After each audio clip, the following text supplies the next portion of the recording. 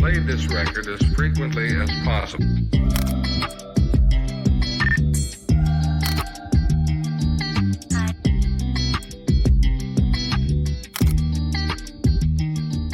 바리스타 강사 김수경입니다.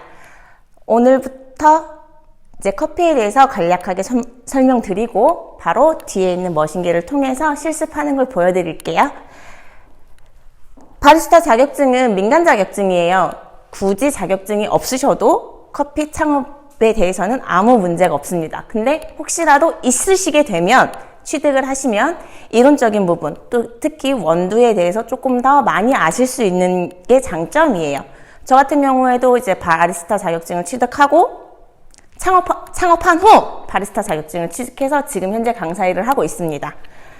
먼저 커피에 대해서는 앞에 보이시는 이 원두가 있어요. 이게 생두고요. 생두. 그리고 이제 로스팅이 가면서 색이 점점점 진해집니다. 보통 원두에는요, 싱글 원두, 그리고 블렌딩 원두를 많이 쓰이게 돼요. 싱글 원두 같은 경우에는 제일 대표적인 나라가 총 3군데라고 하면, 먼저 브라질. 브라질은 지금 전 세계에서 제일 많이 나오고 있어요. 커피 원두가. 그리고 두 번째로는 아프리카.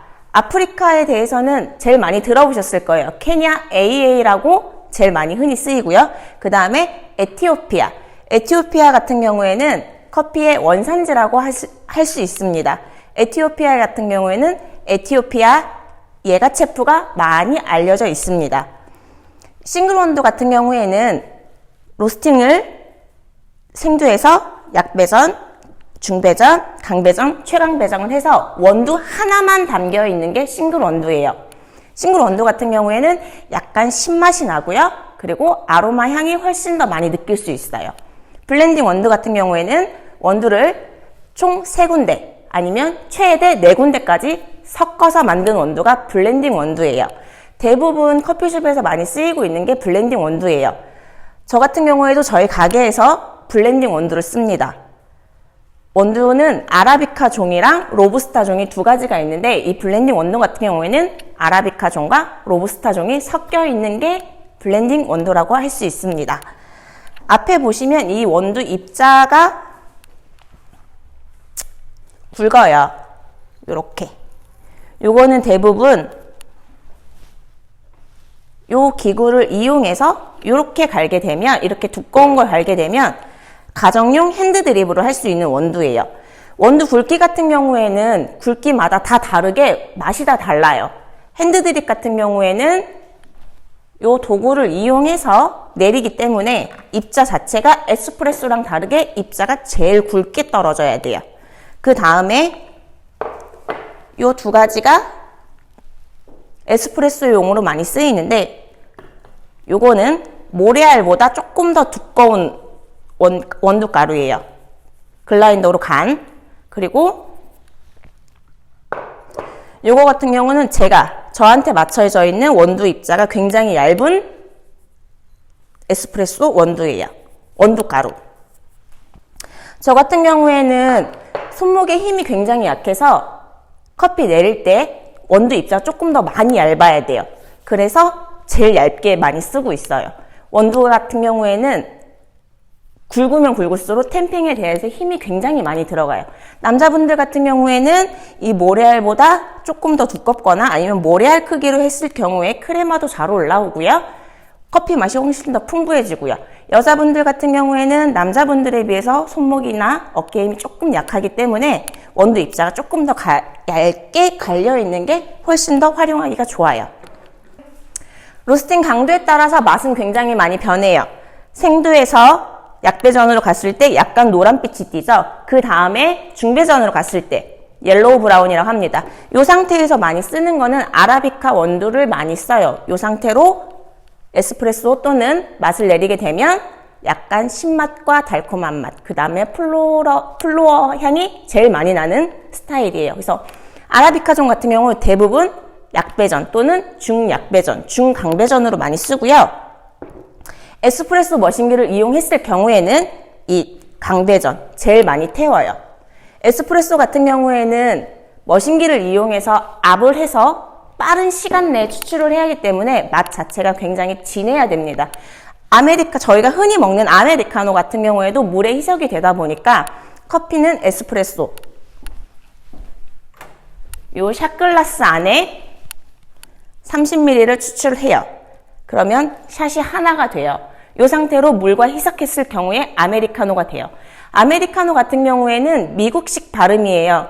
제일 처음에 이탈리아 또는 유럽, 예멘에서 먹던 커피의 방식을 미국인들이 가지고 와서 너무 쓰다 보니까 물을 희석해서 먹게 된 게 아메리카노. 그대로 내려온 게 아메리카노입니다.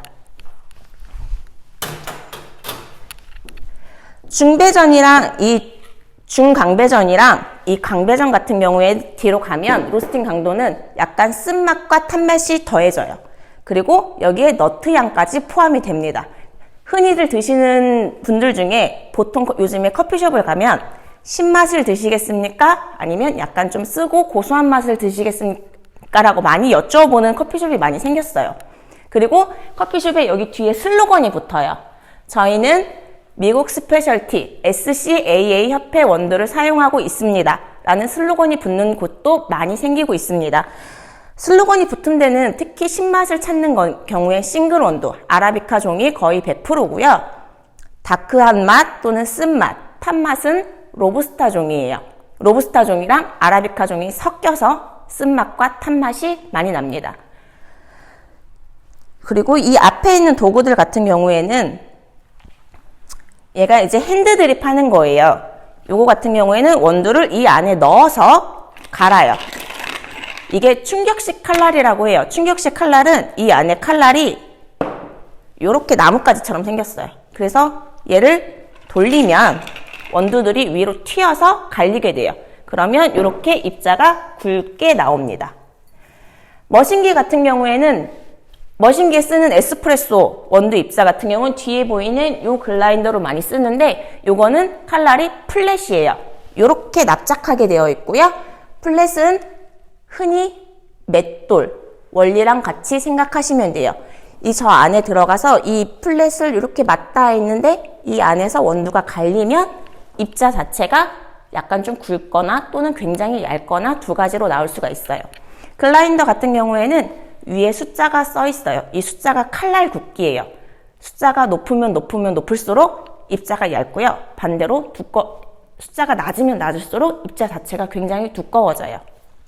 집에서 흔히 이렇게 간 원두를 이 핸드 드립 기구에서 우려 먹게 돼요. 이 안에 들어가는 게 이 드리퍼인데 드리퍼 같은 경우에도 종류가 되게 많아요. 근데 흔히 쓰이고 있는 게 이 종이 드리퍼예요. 종이 드리퍼도 많이 쓰고 있고요. 조금 더 맛을 진하게 내고 싶다. 커피 향을 좀 오래 잡고 싶다. 그러면 융 드리퍼를 씁니다. 융 드리퍼 같은 경우에 안에 미세하게 원단이 들어가 있어요. 그러니까 벨벳 원단이라고 생각하시면 될 것 같아요. 이 벨벳 원단에 원두 가루를 넣고 따뜻한 물을 천천히 붓게 되면 맛과 커피의 잔맛이 좀 많이 없어져요. 없어지고 좀 더 깔끔하게 드실 수 있어요. 종이 드리퍼 같은 경우에는 종류도 되게 많아요. 지금 이거는 약간 이렇게 꽃갈콘몬으로 되어 있는 것도 있고 흔히 이렇게 되어 있는 사각형 모양도 있어요. 이 두꺼운 원두를 이 안에 담아주시면 돼요. 담아주시고 이 서퍼에 올려서 따뜻한 물을 천천히 부으시면 돼요. 원두가 신선하면 신선할수록 이 안에 커피빵이라는 게 생겨요. 따뜻한 물을 부었을 때 이 원두가 빵하게 부풀어 올라요. 부풀어 오르는 걸 커피빵이라고 하는데 이 부풀어 오른 상태에서 가스가 조금 빠져나가면서 천천히 추출이 됩니다. 드립할 때는 거의 여기 보시면 잔수가 써 있어요.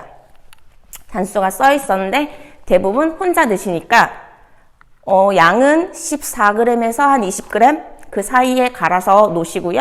물은 60에서 70 정도 해주시면 돼요. 그리고 요게 모카포트라는 건데 요게 가정용 에스프레소 머신기입니다. 얘는 가스불에 올리면 되는 거예요. 되게 특이한 게 이 모카포트랑 에스프레소 머신기랑 똑같이 있는 게 있어요. 이 안에 보면 안에 하얀 색깔 고무 실링이 있습니다. 이게 가스켓이에요. 머신기 안에도 가스켓이 들어가 있어요. 머신기 안에 가스켓이 들어가 있는 이유는 이따가 다시 설명해 드릴게요. 이 가스켓으로 얘를 잡아줘야 해요. 그리고 이 안에 원두를 넣고 이 밑에 물을 넣습니다. 이렇게 생겼어요. 생긴 거는. 물이 담겨 있는 상태에서 원두를 넣고 뚜껑을 닫습니다. 그리고 얘를 가열하게 되면은 아까 그 얇은 깔때기 밑으로 물의 수증기가 올라가요. 수증기가 올라가면서 이 안에 커피가 추출이 됩니다. 요거는 거의 한 번 쓸 수 있는 용이에요. 집에서 그냥 간편하게 먹을 수 있는 가정용 에스프레소 머신기입니다. 그리고 요거 같은 경우에도 거의 가정용에서 많이 쓰는데 프렌치 프레스예요. 여기에다가 원두를 넣고요. 물을 부으면 얘가 천천히 올라와요. 이 상태에서 뜨거운 물이 들어가게 되면 얘가 천천히 이렇게 올라와요. 올라와서 얘가 다 올라오면 열고 이걸 제거하고 나서 드시면 돼요. 이렇게 케이지를 벗기면 이 안에 원두를 담아요. 요 생두를 담아서 볶으면 되는데 이 안에 담고 나서 이 안에 보시면 열을 받을 수 있는 전구가 있어요. 대부분 전기식이에요. 가정용은.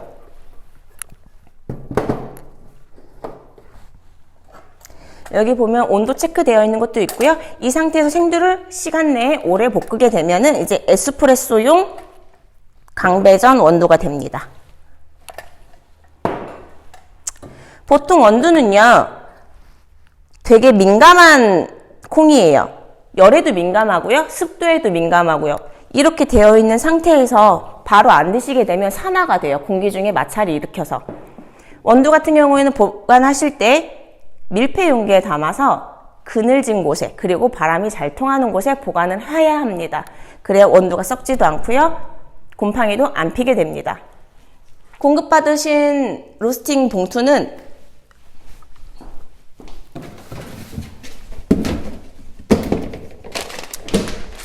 이런 스타일로 오게 됩니다. 거의 햇빛이 안 받는 봉투로 오고요. 이 상태가 아니거나 아니면 종이 봉투에 오게 되는데, 종이 봉투의 안을 뒤집어 보시면 은박으로 다 되어 있어요. 햇빛에 노출이 안 돼야 되고요. 대부분. 그리고 여기에 공기 주머니가 있어요. 원두 자체에서도 가스를 배출을 해요. 이 안에 질소 포장이 되어 있어서 이 가스로 배출이 됩니다. 이 상태로 그늘진 곳에 보관하시면 돼요. 대부분 많이 사용하는 게 아라비카 종이랑 블렌딩 원두. 아라비카를 블렌딩한 상태에서, 블렌딩이라는 것은 혼합 블렌딩, 단종 블렌딩 두 가지가 있어요. 혼합 블렌딩 같은 경우에는 싱글 원두, 예를 들어서 에티오피아 예가체프 100%, 이게 싱글 원두고요. 원산지가 표시가 되어 있어요. 단종 블렌딩은 예가체프 하나, 그리고 혼합 블렌딩 같은 경우에는 콜롬비아 50%, 브라질 20%, 베트남 10%, 이렇게 되어 있는 게 혼합 블렌딩이에요. 커피 머신기에 대해서 설명을 드릴게요. 제일 먼저 해야 되는 건 도구, 커피 머신기에 대한 도구인데 가까이 있는 것부터 설명드릴게요. 여기 스팀 피처예요. 스팀 피처는 우유를 데우는 용에도 많이 쓰이고요. 우유뿐만이 아니라 이 안에 음료를 혼합할 때도 많이 쓰입니다. 머신기는 전원 버튼마다 다 달라요. 저희 머신기는 이쪽에 전원 버튼이 있어요. 이게 전원 버튼이고요. 이 옆에 있는 게, 양쪽에 달려있는 게 스팀을 할 수 있는 스팀 바예요. 그리고 이게 스팀을 작동할 수 있는 레버를 위로 올리면 스팀이 나와요. 그리고 원두를 담고 있는 요게 포토 필터예요. 포토 필터 안에 바스켓이 있어요. 바스켓은 두 가지 용어로 나눠져요. 이렇게 스파웃이 2개 달려있는 거는 투샷용이고요. 스파웃이 하나 달린 거, 요거는 원샷용이에요. 안에 보면 이 원도 담는 것도 원샷용 같은 경우에는 작아요. 그리고 뒤에 나와 있는 이 스크린망 사이즈 자체도 구멍 자체가 작아요. 원도 담기는 양은 원샷용 같은 경우에서 7에서 9g이 담기고요. 투샷용 같은 경우에는 2배, 14g에서 18g 정도가 담겨야 에스프레소 투샷이 나옵니다. 에스프레소 이제 도피오를 투샷으로 추출을 합니다.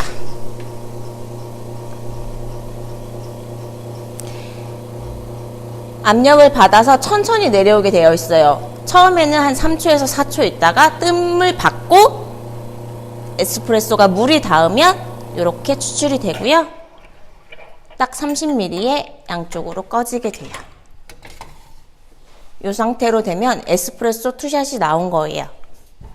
바로 포토필터를 장착 해제를 하고 이 찌꺼기는 이 옆에 넉박스에 버리시게 되면 됩니다. 버리시고, 포토필터 같은 경우에는 안에 찌꺼기가 있고 이 스크린망에도 찌꺼기가 껴 있어요. 물을 흘려서 닦아주시면 돼요. 한 번밖에 못 쓰나요? 네. 찌꺼기는 딱 한 번이에요. 두 번 이상 뽑게 되면 에스프레소 색 자체도 굉장히 많이 변하게 되고요. 맛도 불필요한 맛이 많이 나게 돼요. 지금 현재로 드시게 되면은 쓰고 약간 탄맛이 나고 고소한 맛이 나는데, 만약에 두 번째 쓰게 되면은 커피의 불필요한 맛, 더 커피 맛이 아닌 약간 텁텁하고 쓴맛이 더 많이 나게 되고, 아예 커피 향이 없이 커피에 물을 살짝 탄 맛이 나게 돼요. 이 잔에 담아서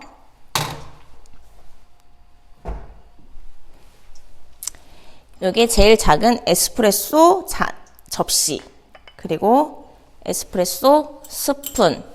에스프레소 스푼이랑 그냥 일반 티스푼이랑 크기가 많이 차이가 납니다. 이렇게 나가게 되면요, 에스프레소가 완성이 됩니다. 에스프레소 음용 방법은 되게 많아요. 여기 안에 직접 설탕을 넣어서 드시는 방법도 있고요. 아예 비정제 설탕을 여기에 넣은 상태에서 에스프레소를 담고 나가게 되면 저어서 드시면 돼요. 에스프레소는 한 번에 마시는 음료예요. 요거를 쪼개서 여러 번 마시는 음료가 아니라 한 번에 30ml를 한 모금 딱 먹고 이 속에서 올라오는 커피 향을 느끼는 게 에스프레소예요. 여기 이 에스프레소는 요 에스프레소만 드셔도 되지만 콤파냐라고 해서 이 위에 크림이 올라가는 것도 있어요. 크림 같은 경우에는 크림을 먼저 떠먹은 다음에 이 커피를 드시면 됩니다. 자, 그리고 요게 요 잔이 좀 크죠? 보통 요 잔은 라떼랑 아메리카노를 나가게 됩니다. 온수 추출을 받고요. 물 뜨거우시니까 항상 조심하셔야 돼요, 머신기는.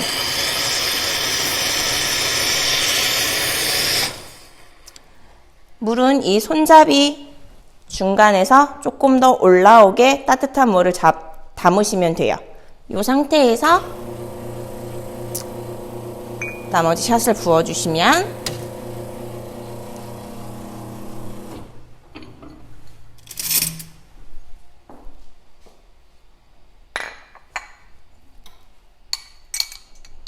따뜻한 아메리카노가 완성이 됩니다.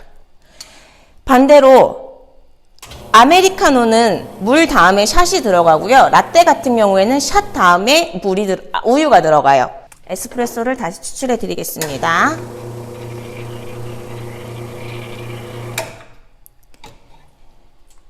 찌꺼기가 많이 남아있을 경우에는 물로 한번 헹궈주시면 되고요. 이 지금 물이 다 있는 걸 이 밑에 린넨으로 바스켓을 닦아주시면 돼요. 린넨으로 안에 있는 찌꺼기를 마저 닦고 물기를 제거한 다음에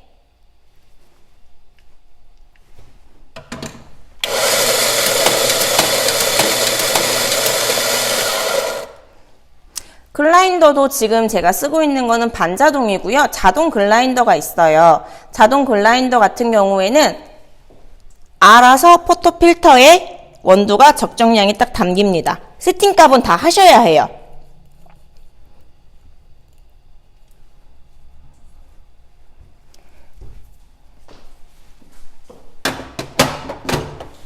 원두가 많이 담기게 되면 이 포토필터 안에 원두가 너무 많이 담기면 그룹 패드에 장착이 안 돼요. 항상 바스켓 안에 그 선까지만 맞춰주시면 돼요.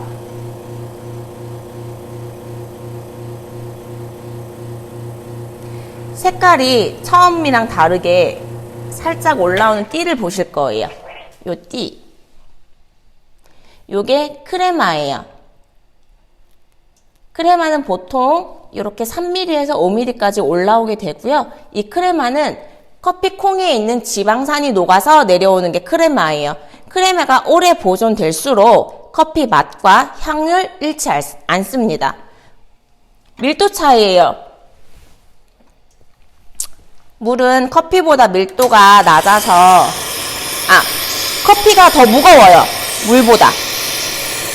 그래서 이 크레마를 깨지지 않기 위해서 물 다음에 부어주는 거예요. 그리고 이제 스팀 피처를 이용해서 라떼를 만들 건데, 하시기 전에 제가 지금 먼저 스팀을 뺐죠. 스팀을 뺀 이유는 이 바 안에 물이 고여 있는 상태를 빼줘야 해요. 빼야 우유에 물이 안 들어가요. 스팀 피처에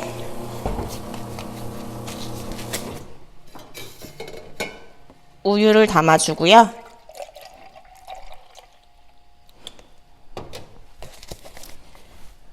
보통 우유는요, 이 스팀 피처 이 코에 비해서 밖에서 보면 이 코보다 살짝 위로 담아요.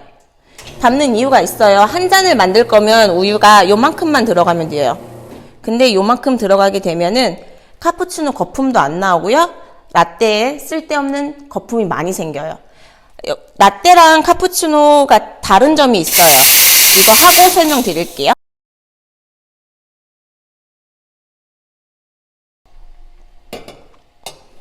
노즐 끝에만 담으시면 돼요. 끝에 담고 스팀 피처를 열게 됩니다.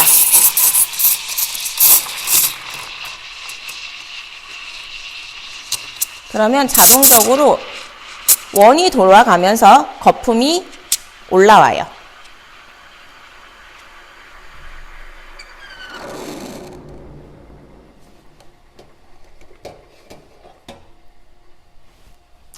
노즐 관리 잘 하셔야 돼요. 이 노즐 관리가 왜 잘해야 되냐면, 지금 스팀을 하고 나면 여기에 우유 단백질이 잔뜩 붙어 있어요. 요거를 좀 세게 잡고 닦아주셔야 해요. 안 그러게 되면 이 노즐, 그러니까 스팀 나오는 이 구멍이 막히게 돼요. 스팀이 끝나면 이 안에 있는 우유를 한 번 더 빼줍니다.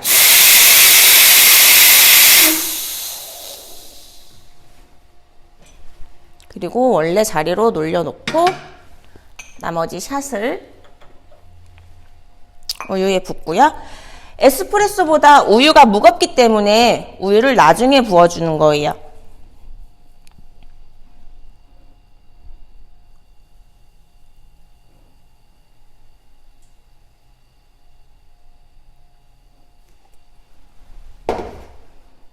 이렇게 되면 라떼가 완성이 됩니다.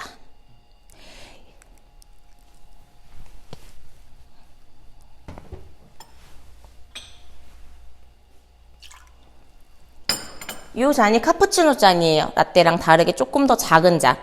카푸치노랑 라떼랑 다른 점은 거품량이에요.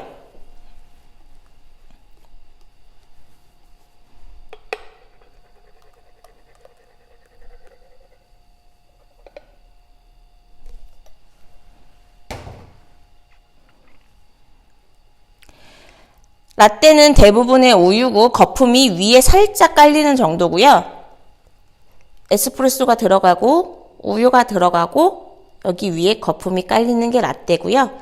카푸치노는 그 반대로 에스프레소 우유향이 적고요. 나머지는 거품을 채워줍니다. 흔히 드시는 라떼에 요즘에는 라떼아트라고 예쁜 그림이 그려져 있죠. 그거는 카푸치노 거품처럼 얇게 되어 있는 생크림 거품 또는 벨벳 거품이라고 하는 걸로 라떼아트를 할 수 있어요.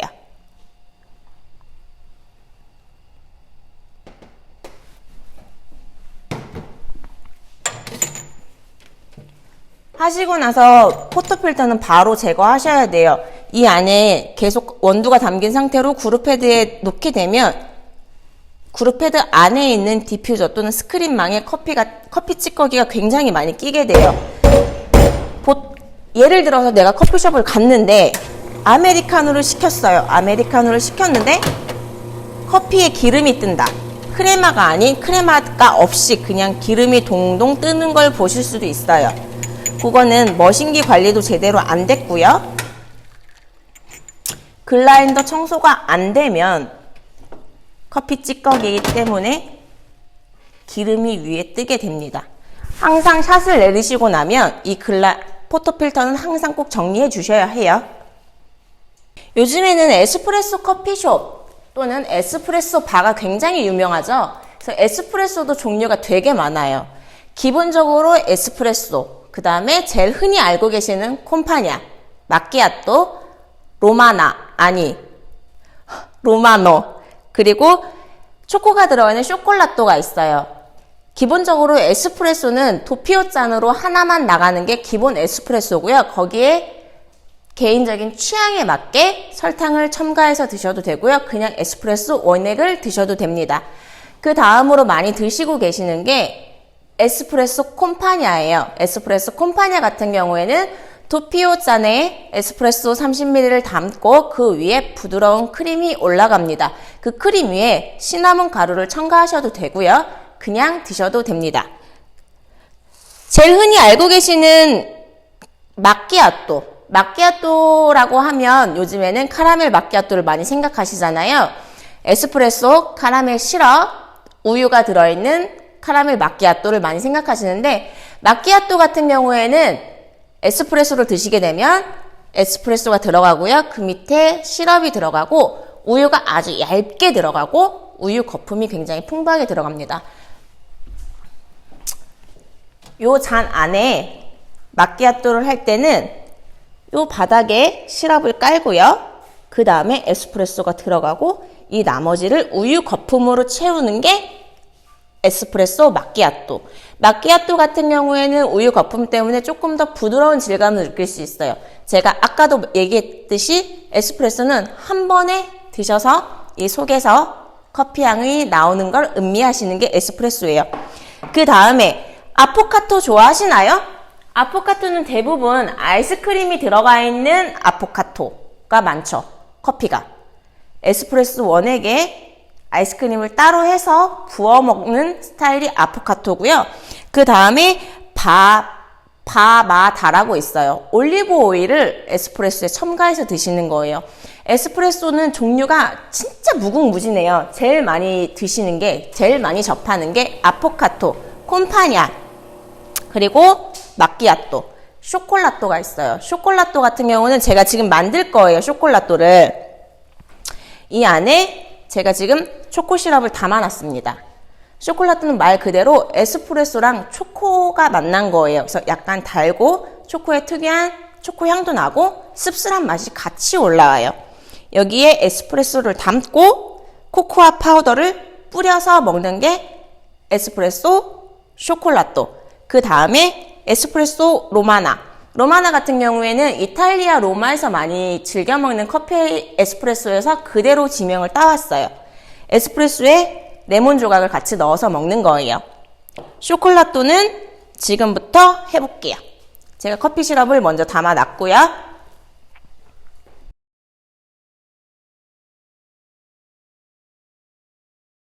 쇼콜라또 지금부터 만들게요.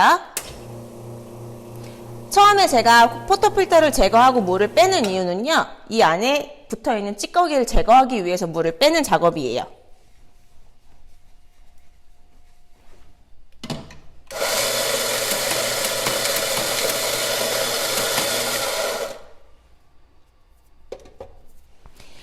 탬핑은 최대한 평평하게 해주시고 좌우가 잘 맞게 해주시는 게 제일 좋아요. 탬핑할 때 주의할 때는 진짜 첫 힘이 제일 중요해요. 첫 번째 힘이 빡 받아야 해요. 제가 지금 투샷으로 준비했기 때문에 한쪽은 샷글라스로, 한쪽은 도피오 잔으로 하겠습니다. 시럽이 이렇게 들어가 있어요. 미리 시럽을 제가 담아놨어요. 시럽을 살짝 깔고 위에 에스프레소를 끼얹습니다.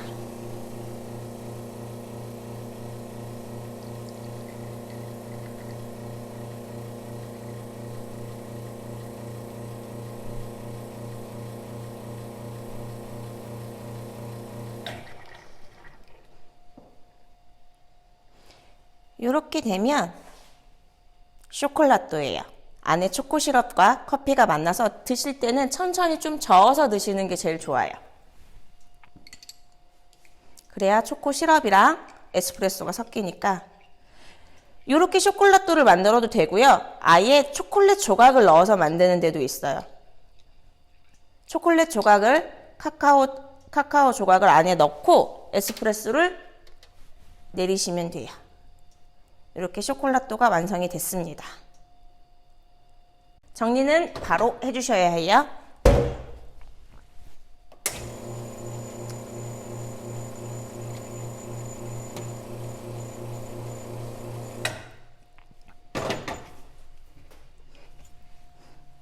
이 쇼콜라또에다가 흔히 커피가 들어간 쇼콜라또에다가 우유를 희석하게 되면 우리가 흔히 알고 있는 카페 모카가 됩니다. 우유 스팀을 할까요?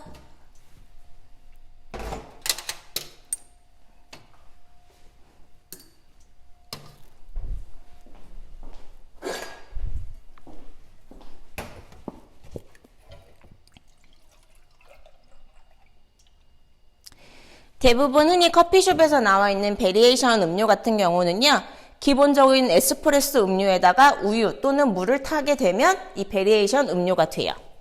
스팀은 무조건 처음 하실 때 안에 고여있는 물을 빼고 바 잡지 않게 스팀 바를 올려서 피처에다 내려줍니다. 노즐 끝에만 닿아야 돼요. 노즐이 많이 닿게 되면은 거품도 안 나고요. 소리가 시끄러워져요. 그래서 요 끝에만 살짝. 그리고 이 노즐이 이 벽에 붙게 되면은 공기가 나오면서 쇳소리가 나요. 그래서 끝에만 정말 살짝 담아주시면 돼요.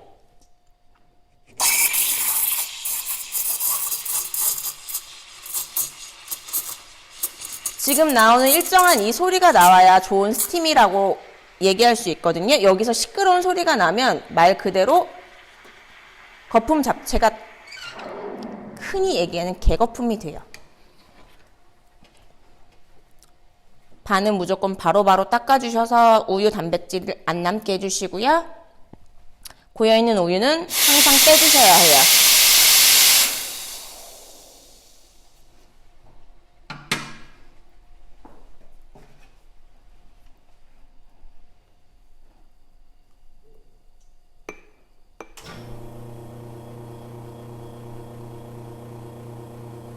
이렇게 되면 카페 모카가 돼요.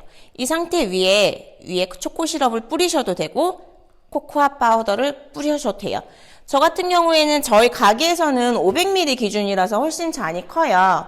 근데 여기는 270잔이에요. 흔히 커피숍에 가시면 라떼라고 많이 시키실 거예요. 고구마 라떼, 녹차 라떼 또는 뭐 미숫가루 라떼. 이 라떼라는 말이 제가 가게에서 있었던 일이에요. 엄마랑 애기랑 왔어요. 엄마 나 초콜릿 라떼 먹을래 라고 애기가 주문을 했는데 엄마가 하는 말이 안 돼, 커피 들어가 있어서 라는 말을 많이 하셨을 거예요. 혹은 들어보셨을 수도 있어요. 라떼는 우리나라 말로 우유예요. 이탈리아어로 라떼라는 뜻이고요. 라떼를 주문하게 되면 커피가 들어있지 않은 음료입니다. 논커피가 보통 라떼예요. 초코라떼, 녹차라떼, 고구마라떼 같은 경우에는 고구마 파우더 또는 으깬 고구마에 우유가 들어간 거고요. 녹차라떼, 말차 라떼 같은 경우에는 녹차 가루 또는 말차 잎을 가지고 만드는 우유가 들어가 있는 음료예요. 커피가 전혀 안 들어가 있는 음료니까 꼭 알고 계시면 제일 도움이 될 거예요. 카푸치노는 아까 제가 설명드렸다시피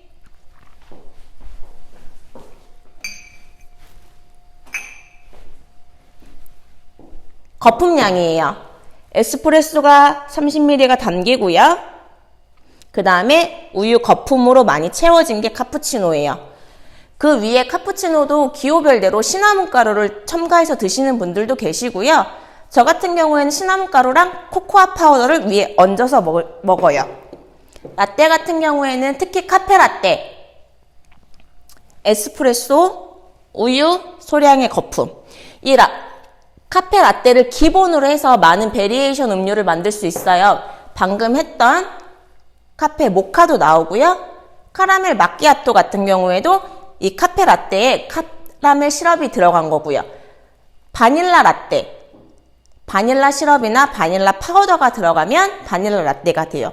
아메리카노에 요즘 제일 많이 드시는 거, 아메리카노에 헤이즐넛 시럽을 첨가하게 되면 헤이즐넛 아메리카노가 되게, 그리고 카페 라떼에 헤이즐넛이 들어가면 헤이즐넛 카페 라떼가 됩니다.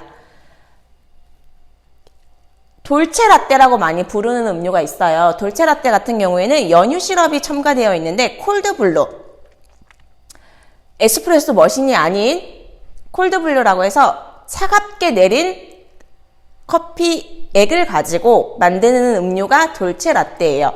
돌체 라떼 같은 경우에는 원액을 12시간에서 총 14시간 차가운 곳에서 한 방울씩 내리는 더치커피를 가지고 연유 시럽, 우유를 넣고 만드는 게 돌체 라떼라고 합니다.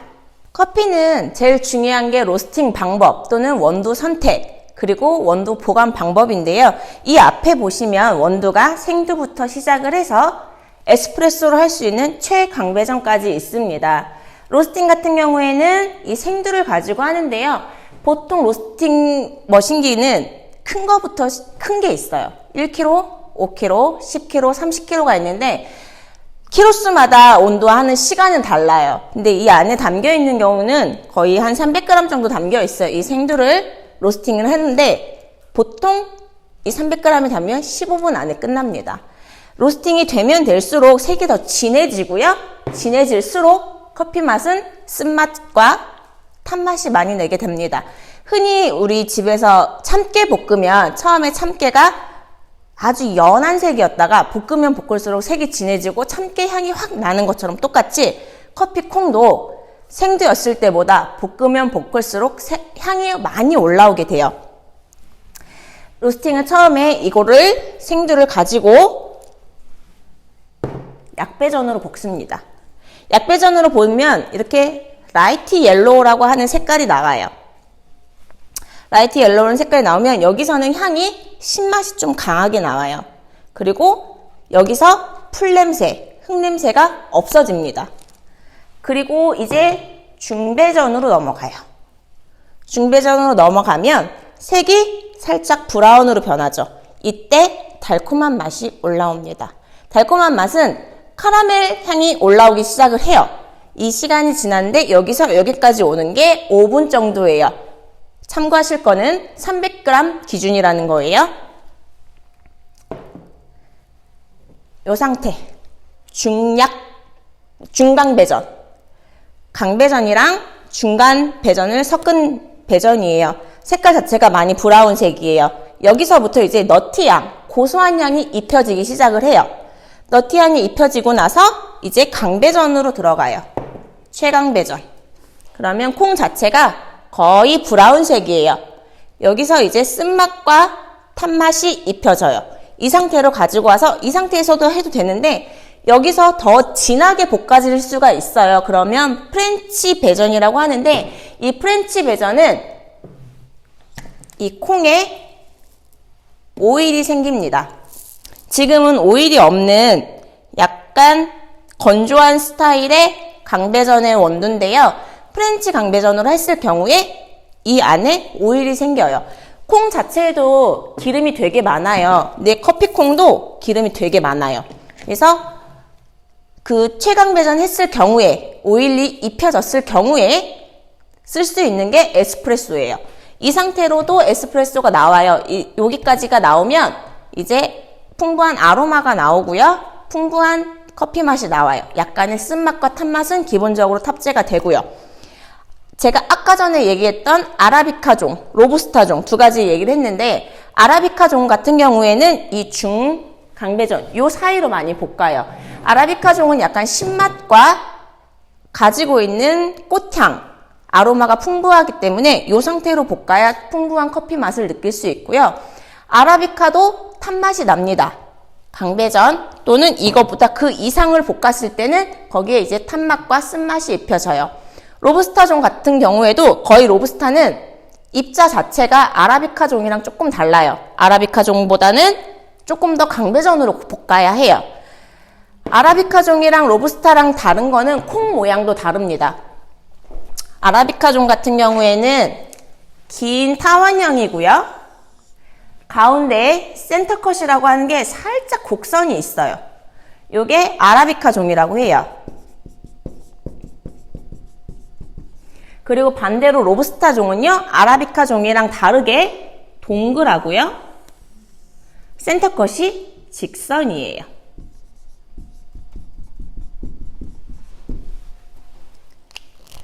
이렇게 두 가지 원두가 있고요. 이 두 가지를 섞었을 때 혼합 블렌딩이 됩니다.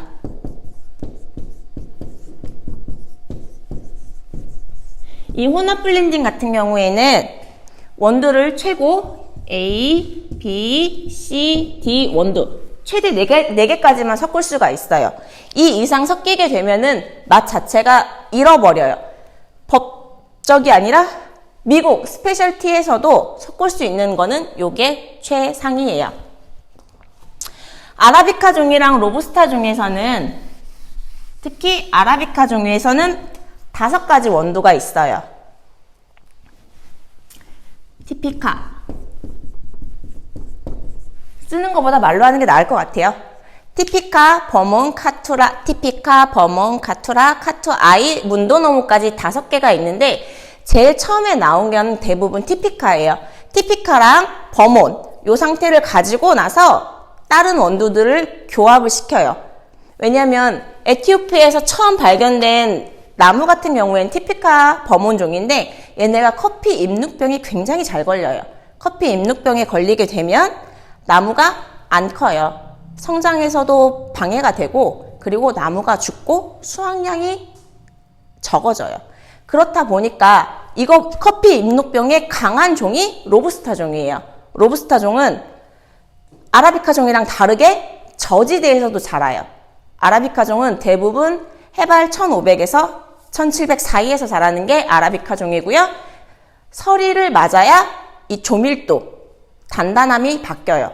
그래서 아라비카 종은 많이 나오긴 하는데 거의 원조급이긴 한데 전 세계 수확량이 25% 또는 30%밖에 안 되고요. 대부분 다 로부스타 종이 70% 이상이 됩니다. 단단한 구조도 다르고요. 로부스타 같은 경우에는 저지대에서 해발 800m 정도에서도 자라고요. 커피 잎눅병이 굉장히 강한 식물이 로부스타 종이에요. 로부스타 종 같은 경우에는 아프리카에서 처음 나와요. 아프리카 콩고 바신 지역에서 로부스타가 19세기에 처음 발명이 됩니다. 발견이 돼서 지금 현재까지 이어져 있고 지금도 제일 많이 수확을 하고 있어요. 브라질 같은 경우에서도 아라비카 종이 나오고요. 로부스타 종도 같이 나오고 있고요. 아라비카 종이 거의 70%를 브라질에서 차지하고 있어요. 제일 많이 흔히 아시고 계시는 거 콜롬비아에서 나오는 수프리모, 케냐 AA. 요거는 스크리너 사이즈로 구별을 해요. 스크리너는 어떻게 생각하시면 되냐면 타공판이라고 생각하시면 돼요. 스크리너가 이 상자 안에 13개의 타공판이 들어있습니다. 구멍 뚫린 타공판이.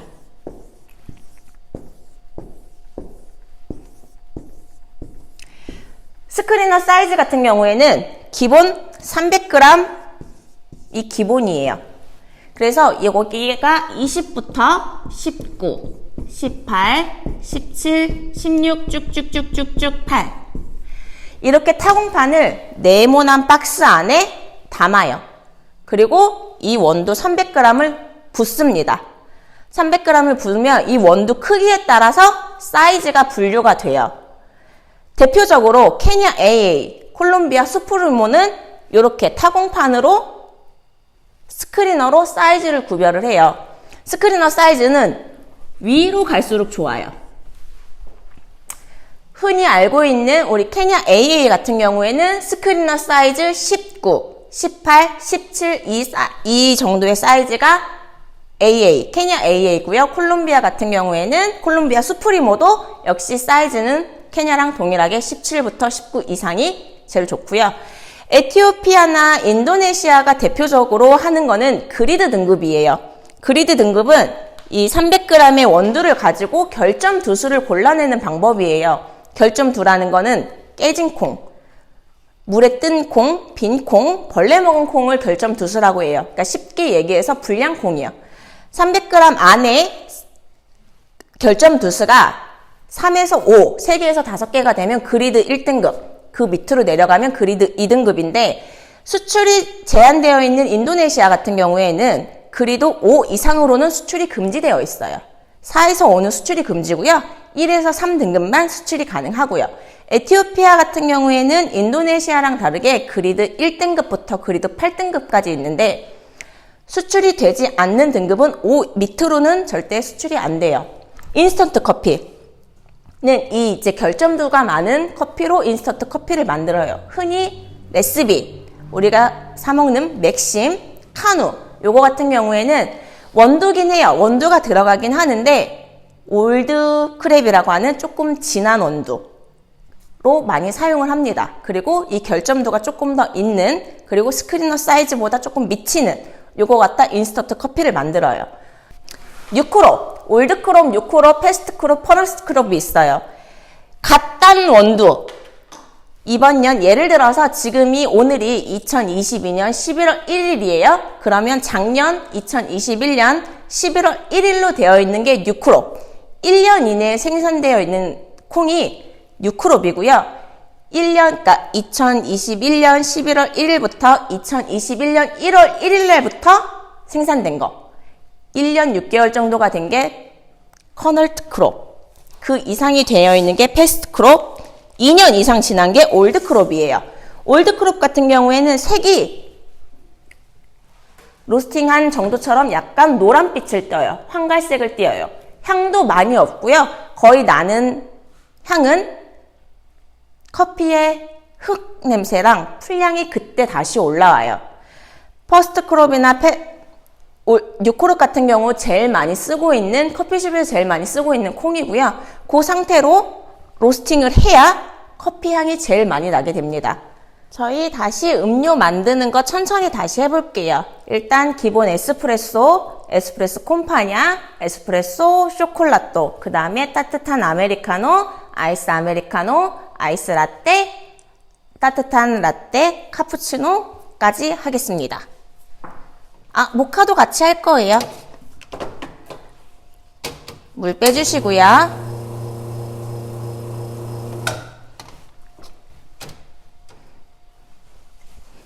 포터필터를 린넨으로 깨끗이 닦아주시고 글라인더로 담아주세요.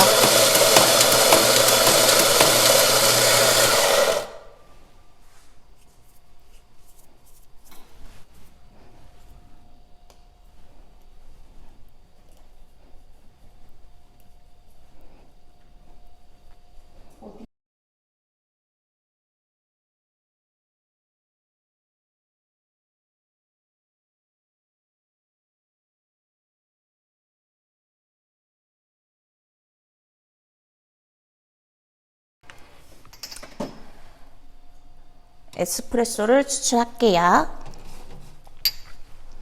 이게 자동적으로 꺼지는 이유는 머신기 세팅을 해놔서 그래요. 내가 원하는 원두 굵기랑 물량, 그 다음에 시간을 타임을 맞춰서 세팅 값을 매겨 놓으시면은 머신기가 저절로 작동하고 음료가 추출됐을 때 꺼지게 됩니다.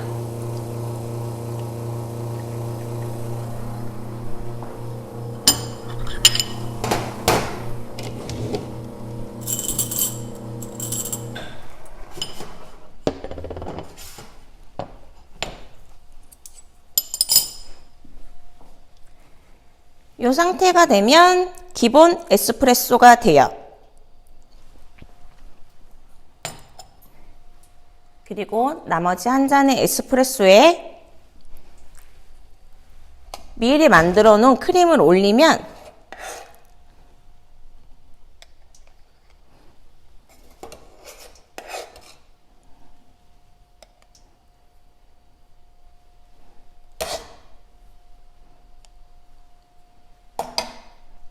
에스프레소 콤파니입니다.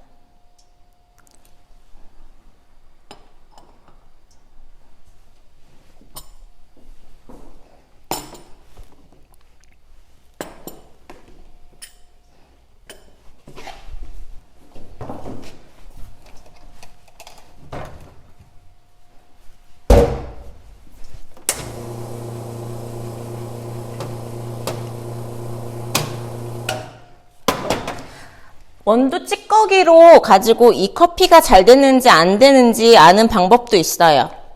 원두 찌꺼기를 넛박스에 덜었을 때 이렇게 동그랗게 포토필터 모양 그대로 딱 떨어지면은 추출이 잘 된 커피고요. 템핑이 잘 된 거예요.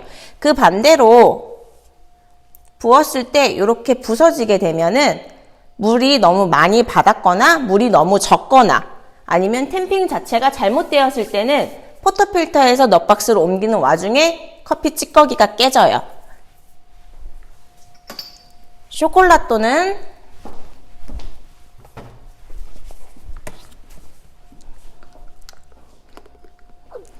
초코 시럽에다가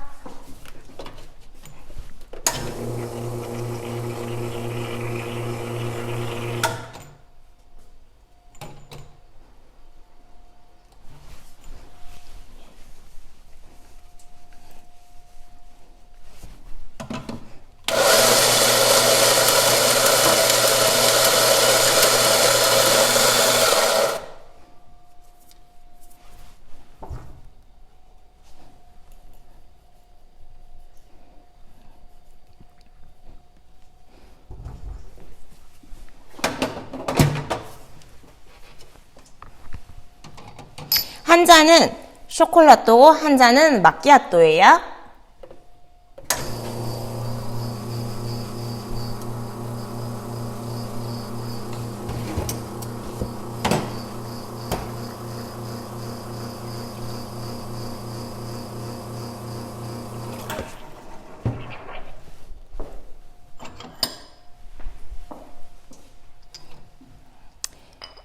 이 상태가 초코 시럽이 들어가 있는 쇼콜라또 또는 모카라고 부릅니다.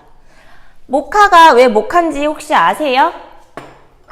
커피 모카가 카페 모카의 원은 예멘의 에티오피아에 있는 예멘 지역에 있는 모카항에서 처음 수출이 돼요. 그래서 그 이름 그대로 따와서 모카가 돼서 지금 현재까지도 알고 있는 저희가 흔히 마시고 있는 카페 모카가 됩니다.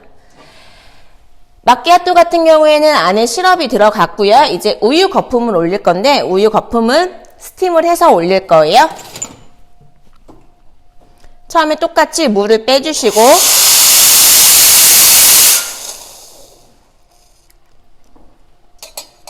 우유 거품을 만듭니다.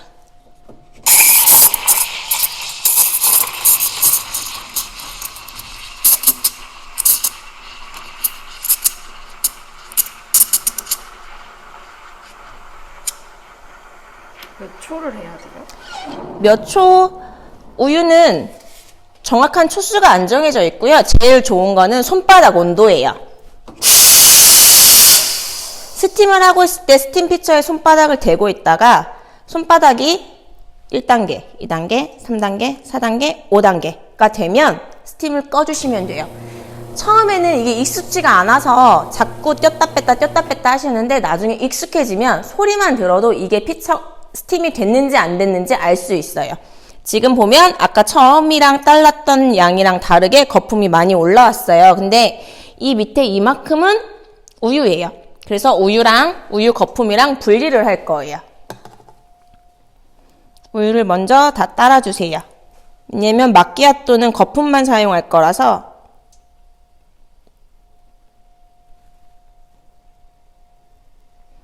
우유를 다 따라주면 이제 요 안에 거품, 소량의 거품으로 올리면 돼요.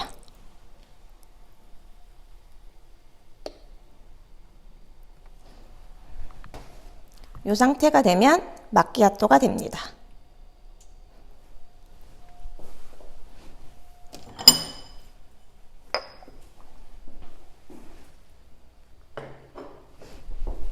이제는 아메리카노, 핫 아메리카노, 아이스 아메리카노를 만들 거예요.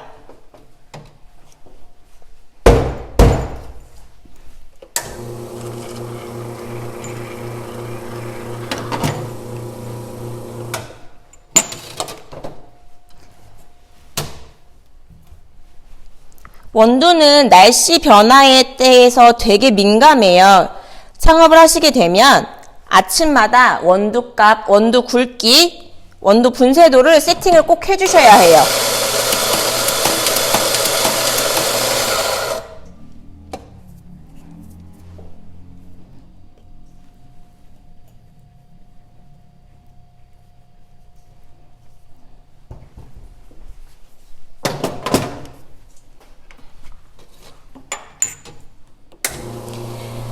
기본 도피오로 샷을 추출하시면 되고요. 아이스 아메리카노는 일정량의 얼음 그리고 물,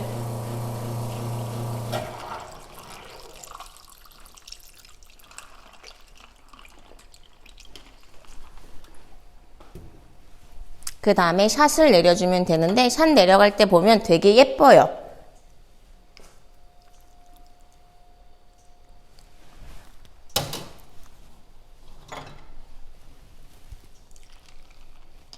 이렇게 되면 이제 아이스 아메리카노가 됩니다. 여기에 헤이즐넛 시럽을 추가하게 되면요, 헤이즐넛 아메리카노가 되고요. 요즘에는 아몬드 시럽을 많이 드시더라고요. 아몬드 시럽을 넣게 되면은 조금 더 고소한 맛을 느낄 수 있어요. 이제 핫 아메리카노,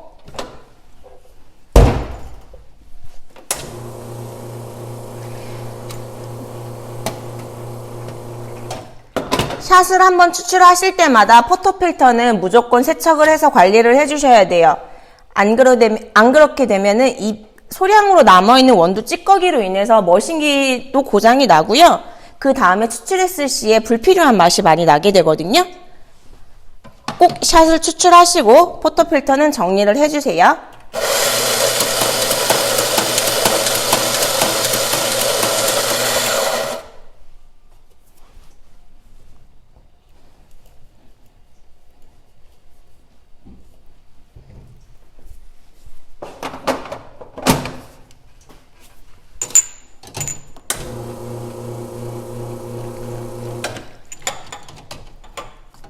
포토필터 정리했을 때 계속 사용하시는 샷글라스 또는 도피오잔이 있으면 그것도 바로 정리해 주셔야 돼요.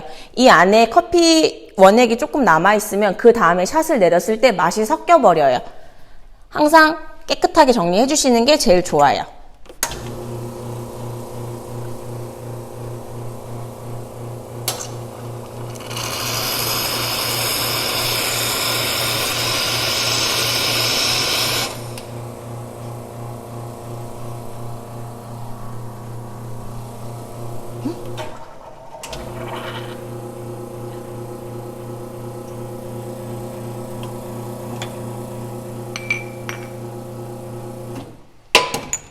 따뜻한 물에 에스프레소가 담기면 따뜻한 아메리카노가 완성이 됩니다.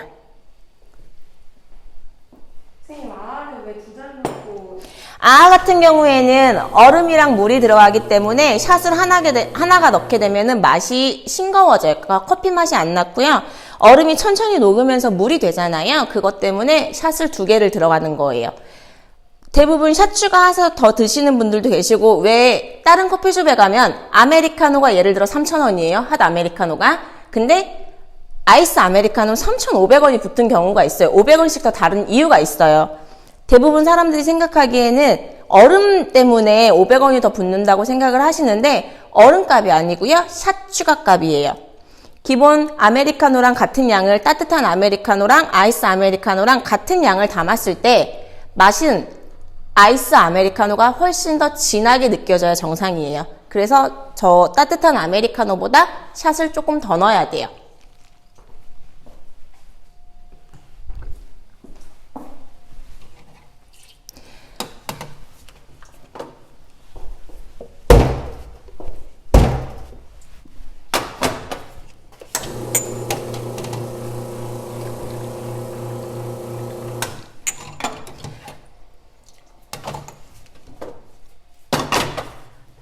고유의 커피 맛이 드시고 싶으면 따뜻한 에스프레소가 아니고 차가운 아이스 아메리카노를 드셔야 그 커피 맛을 훨씬 더 느끼실 수가 있어요. 나중에 커피 맛집 가시면 꼭 그 집에 아이스 아메리카노를 꼭 드셔보셨으면 좋겠어요. 이제 아이스 라떼랑 한 라떼를 만들게요.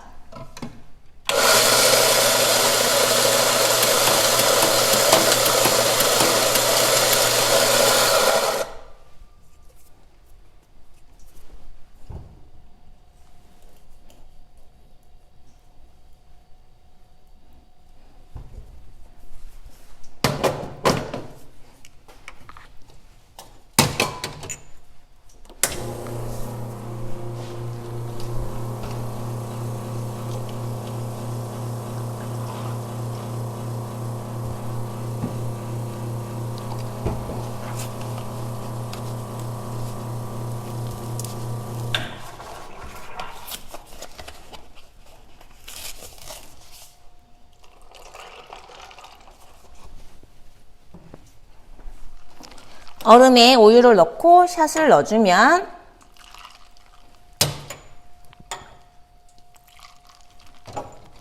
이렇게 된 게 아이스 라떼.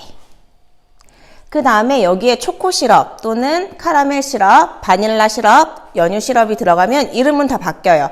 초코 시럽이 들어가면 아이스 카페 모카, 카라멜 시럽이 들어가면 아이스 카라멜 마키아토, 바닐라 시럽이 들어가면 아이스 바닐라 라떼. 이렇게 돼요. 연유가 들어가면 돌체 라떼라고도 하고요. 연유 커피라고도 합니다. 이제 따뜻한 라떼 카푸치노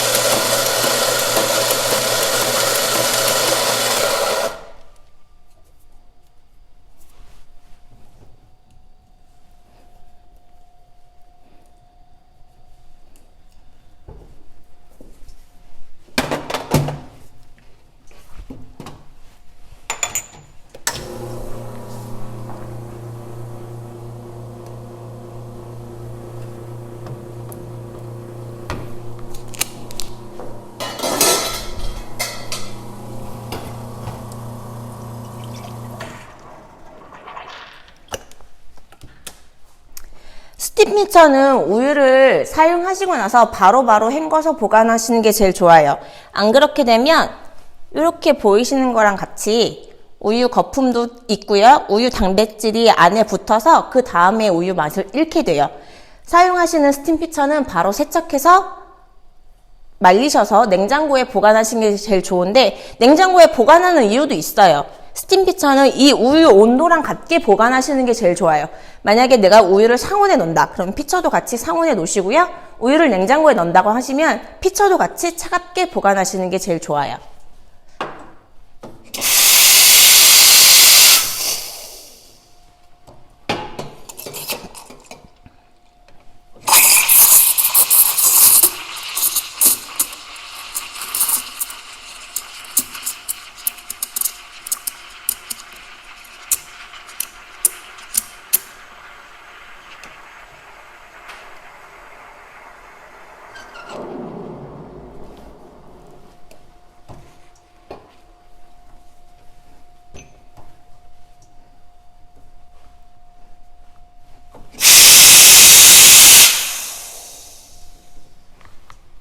지금은 라떼랑 카푸치노를 같이 만들 거기 때문에 우유 분리를 다시 할 거예요. 라떼에는 거품이 덜 들어가게 할 거고요. 카푸치노에는 거품이 많이 들어가게 할 거예요.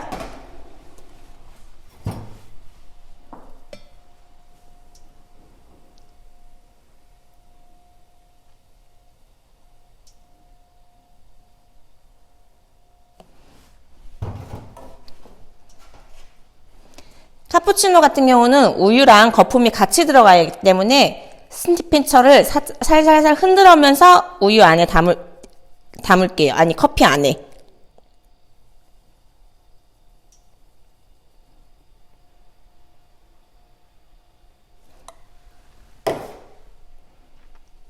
이렇게 되면 카푸치노가 됩니다.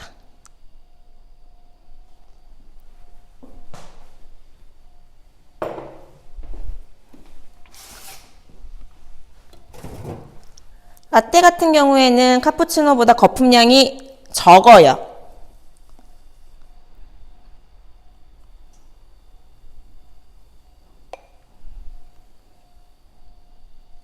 요게 라떼, 카페 라떼예요. 따뜻한 카페 라떼. 카푸치노도 아이스로 할 수 있는데요. 아이스로 할 때는 우유 거품망이 꼭 필요해요. 근데 우유 거품망이 대부분 다 유리로 되어 있기 때문에 깨지기가 쉬워요. 그래서 제가 관리하는 매장은 저희는 아이스 카푸치노가 따로 판매를 하질 않아요. 그리고 정리할게요. 머신기 청소하는 거 설명드릴게요. 머신기는 일단 포터필터를 다 장착 해제 해주시고요. 이 안에 보면 이제 바스켓을 분리해야 해요. 근데 바스켓이 쉽게 분리가 안 돼요. 그래서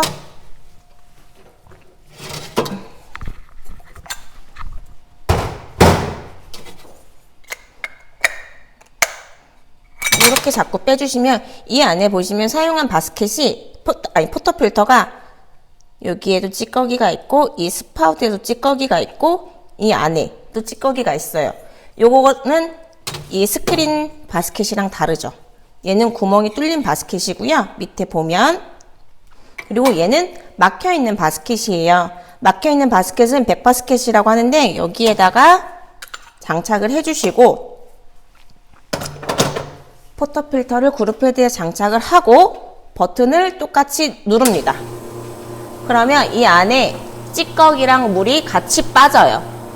이렇게 물로만 청소를 하시는데 물로 청소만 하실 경우에는 3번 이상을 백바스켓을 돌려주셔야 되고요. 요런 약품이 있어요. 요렇게 가루 형태의 머신기 청소 약품이 있습니다. 요거를 백바스켓에 넣고 똑같이 머신기를 돌리게 되면 최소 5번 이상 머신기를 돌려주셔야 해요.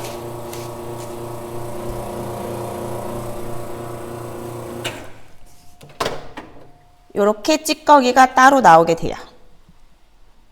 요걸 반복적으로 3번 이상을 해주셔야 해요.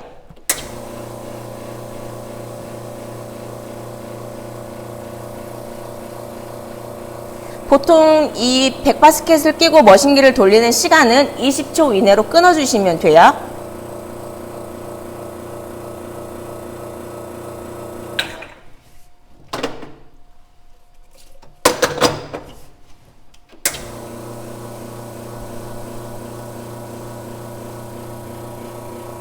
청소는 언제 하는 거예요? 마감 시에 오늘 아침에 오픈을 하고 마감하고 나서 마감 시에는 꼭 머신기 청소를 하루에 한 번씩 해주셔야 해요.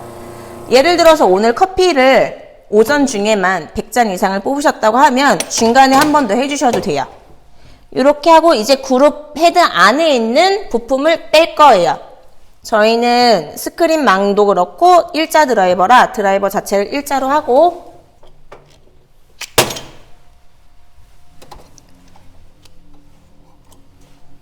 요렇게 나와요. 얘가 디퓨저. 얘가 고정 나사들이에요. 그리고 이게 스크린망인데 안에 보시면 찌꺼기가 많이 끼었죠. 요 찌꺼기 때문에 나중에 크레마도 안 생기고요. 그리고 맛도 버려요. 그러니까 커피의 특유한 맛이 아니라 커피의 찝찝한 맛이 많이 나고요. 그리고 커피의 불필요 향도 많이 납니다. 이렇게 되어 있을 경우에는 커피의 기름기도 같이 올라와요.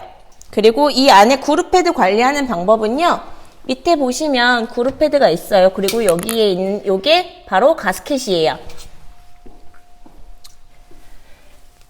시중에 제일 많이 쓰이는 이런 철솔이 있습니다. 여기 철솔을 문대주시면 돼요.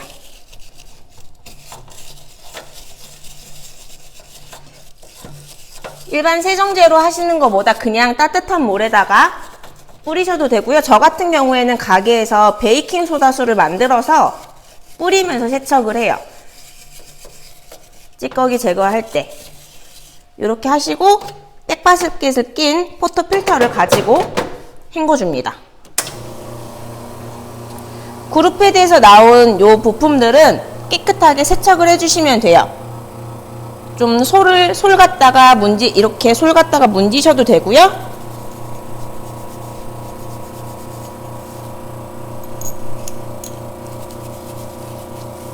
수세미 갖다 닦으셔도 돼요.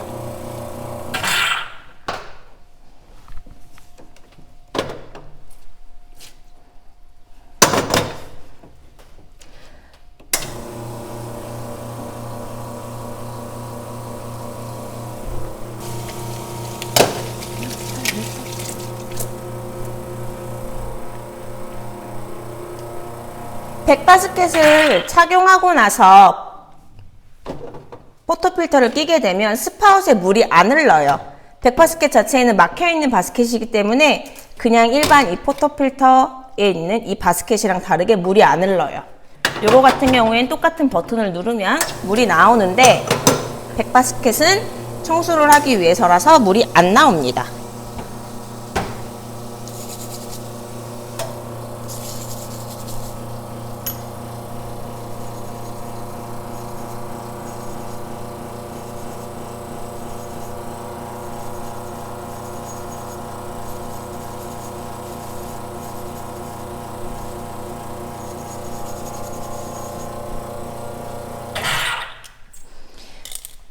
머신기는 이것만 관리 잘 해주셔도 커피 맛은 크게 안 잃어요.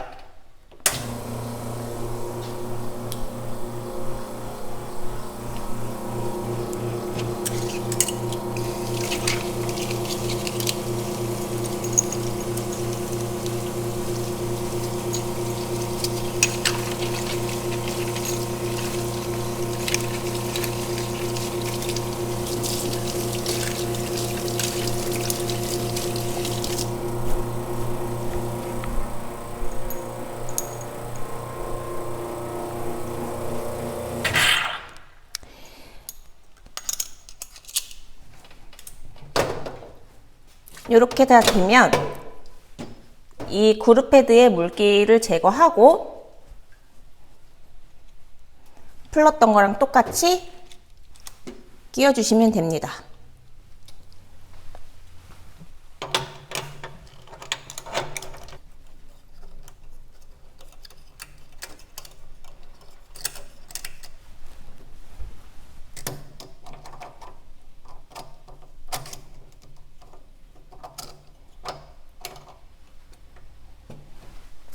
이렇게 하고 물 한번 흘려주시고,